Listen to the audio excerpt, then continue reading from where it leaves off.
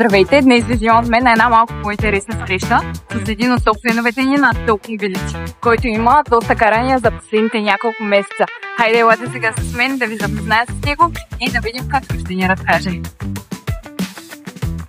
Ето ни вече на локацията с един от нашите топ-фенове, който ще ни сподели малко повече. Здравей!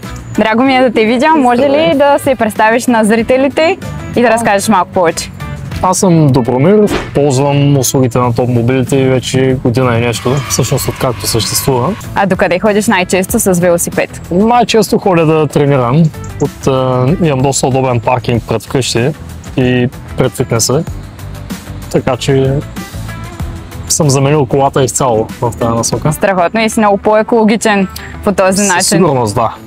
И по-лесно паркирам. Ли разказал нещо на зрителите? Освен да им кажа да ги ползват повече. Благодарим ти много добре за отделеното време и в знак на благодарност от Top Mobility получаваш един QR код, с който да продължиш да използваш нашата услуга. Благодарим ви много и вие, ако сте също един от нашите топ фенове, скоро може да има видео и с вас. Чао!